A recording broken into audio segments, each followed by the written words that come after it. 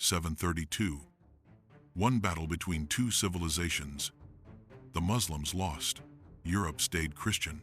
But what if they had won? What if Islam had conquered everything from Spain to Scotland? The Renaissance never happens.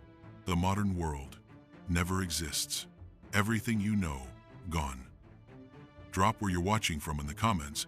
Hit that subscribe button, because what you're about to discover will completely change how you see history. The Islamic conquest of all Europe, historians agree, represents one of history's most significant turning points that never happened.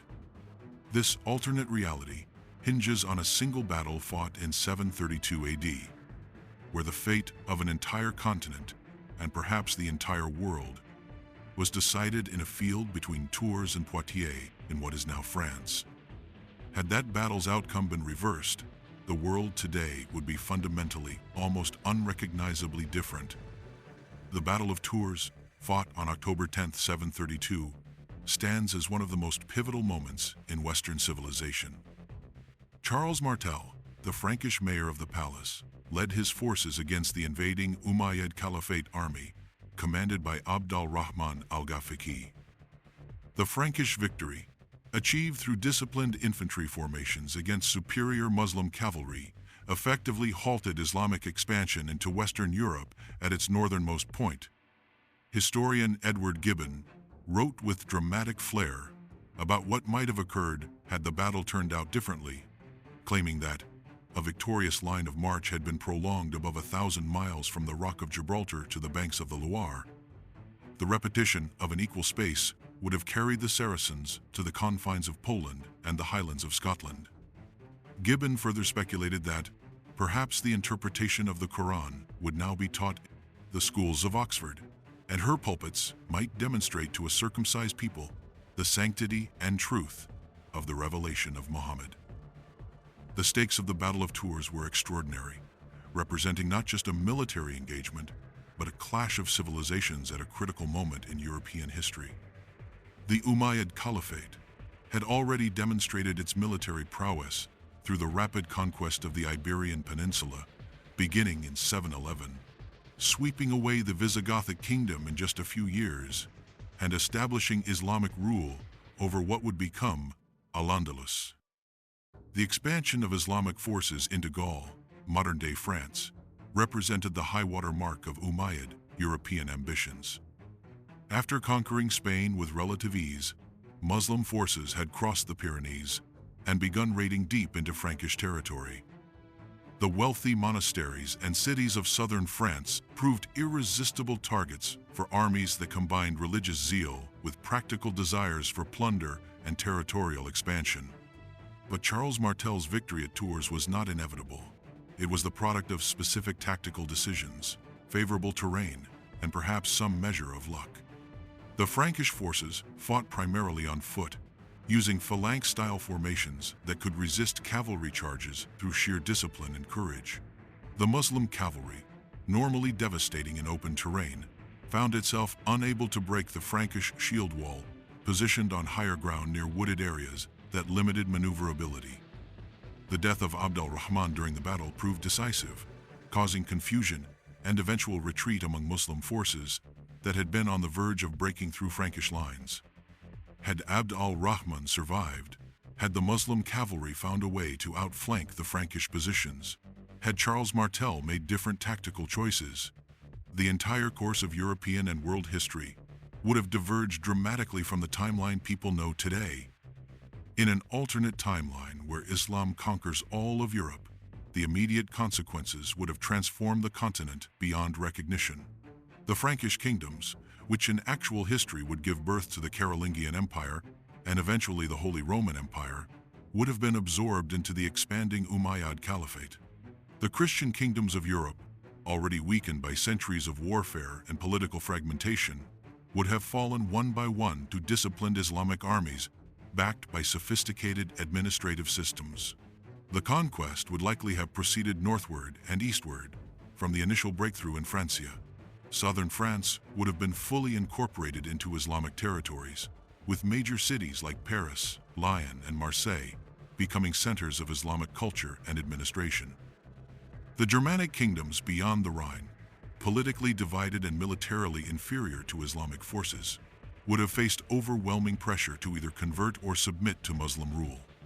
Italy, home to the papacy and the symbolic center of Western Christianity, would have represented a crucial target for Islamic expansion.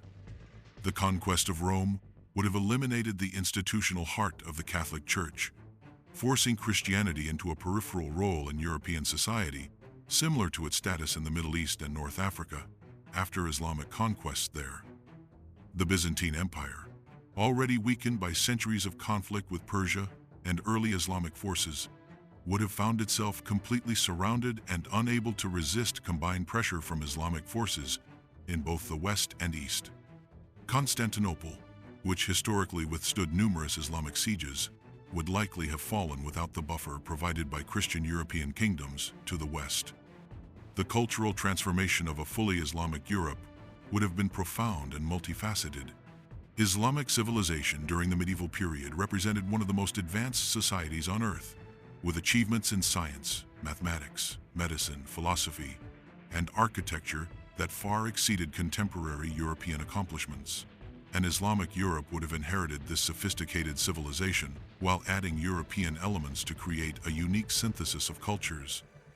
The Arabic language would have become dominant across southern and western Europe, though local languages might have persisted in modified forms, much as Romance languages developed from Latin in actual history. The great cathedrals of Europe, many not yet built at the time of potential conquest, would never have been constructed, their places taken by magnificent mosques, incorporating both Islamic architectural traditions and local European styles. Education and literacy would have followed Islamic models, with madrasas replacing monasteries as centers of learning. The preservation and translation of classical Greek and Roman texts, which in actual history occurred partly through Islamic scholars and partly through European monasteries, would have been entirely an Islamic enterprise, with profound consequences for how ancient knowledge was interpreted and transmitted. The scientific and mathematical achievements of Islamic civilization might have spread more rapidly and completely throughout Europe under Islamic rule.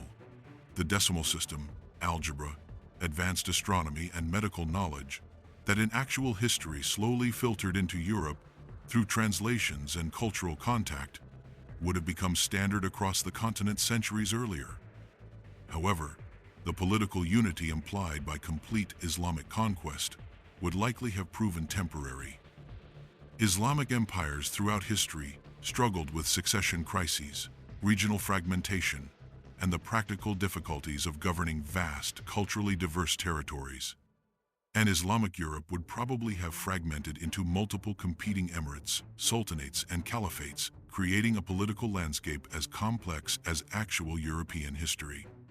The religious landscape of this alternate Europe would have been particularly complex and dynamic. While Islam would have been the dominant religion, significant Christian and Jewish minorities would have persisted, living as dhimmis under Islamic law, with protected but subordinate status. The great diversity of European peoples and their deep-rooted cultural traditions would have resisted complete homogenization, creating unique forms of Islamic practice that varied significantly from North Africa to Scandinavia. Northern Europe, particularly Scandinavia and the British Isles, might have resisted Islamic conquest longer or even indefinitely. The Viking Age, which in actual history saw Norse raiders terrorizing Christian Europe, might in this alternate timeline have involved conflicts between pagan Norse warriors and Islamic European territories. The eventual Christianization of Scandinavia might have been replaced by gradual Islamization, or these regions might have developed as holdouts of pre-Islamic European culture. The economic development of Islamic Europe would have followed patterns established in other Islamic territories. Trade networks connecting Europe to the Islamic world, which in actual history were often interrupted by religious conflicts, would have been seamlessly integrated into a unified Islamic economic zone spanning from the Atlantic to Central Asia. The commercial revolution and banking innovations that developed in medieval Italy might have occurred earlier or taken different forms under Islamic commercial law. The Renaissance, one of the defining features of European civilization, would never have occurred in its historical form. the rediscovery of classical knowledge, the flowering of artistic achievement, and the intellectual ferment that characterized the Renaissance, all emerged from specifically European Christian contexts. And Islamic Europe would have experienced different intellectual and cultural movements, perhaps earlier scientific and philosophical advancements, but within Islamic intellectual frameworks.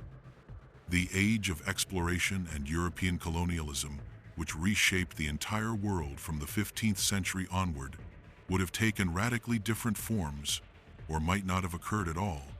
Islamic navigators and merchants had established extensive trade networks across the Indian Ocean centuries before European exploration, but they showed less interest in aggressive territorial expansion and colonial subjugation.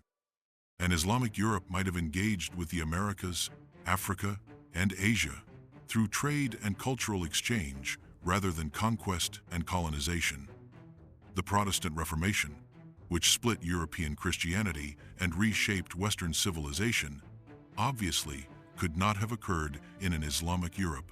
The religious conflicts that devastated Europe for centuries, from the Crusades through the wars of religion, would have been replaced by different conflicts, perhaps between Sunni and Shia Islam, between different schools of Islamic jurisprudence, or between Islamic orthodoxy and heterodox movements.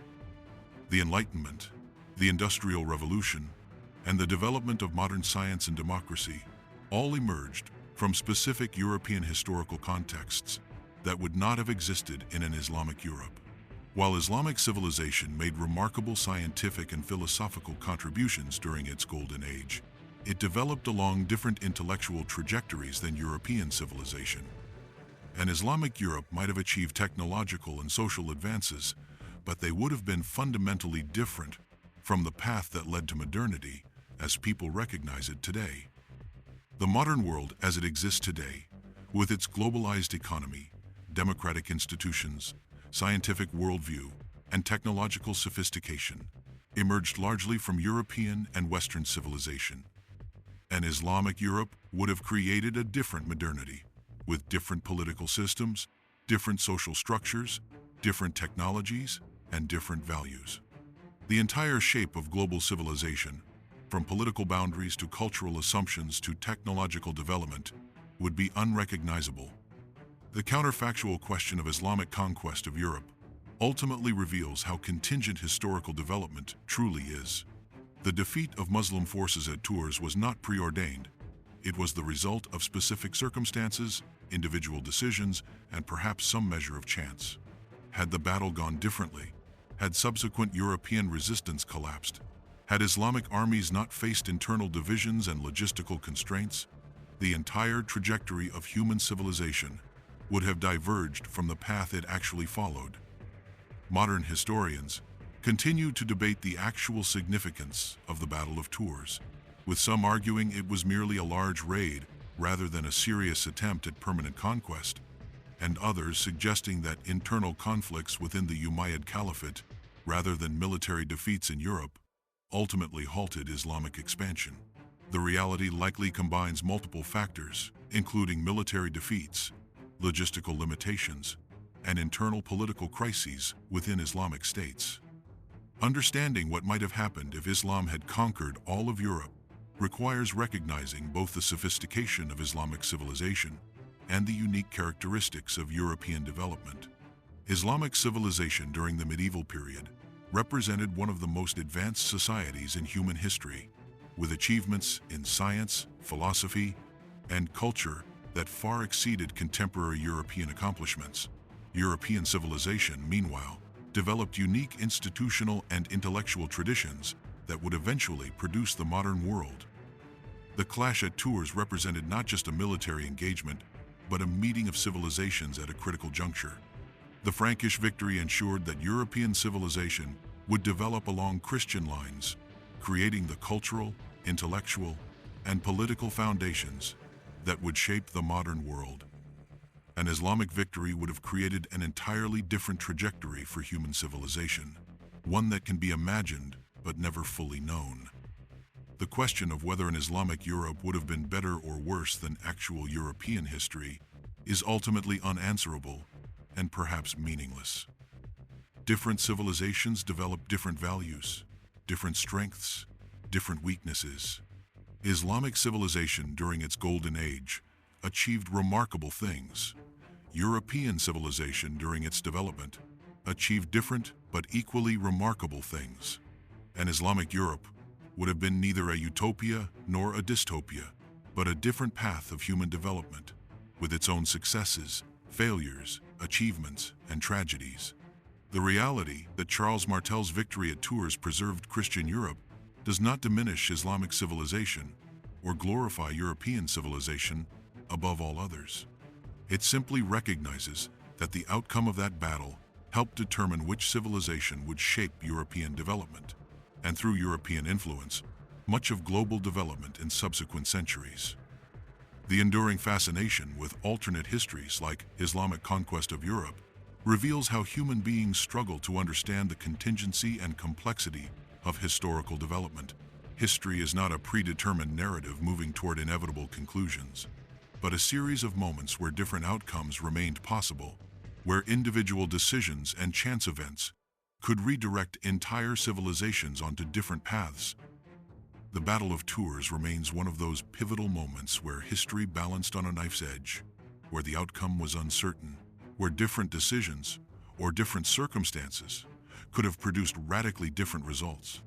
That the battle turned out as it did shaped everything that followed, creating the world people inhabit today with all its characteristics, both positive and negative, that emerged from European Christian civilization, rather than from an alternate Islamic European civilization that never came to be.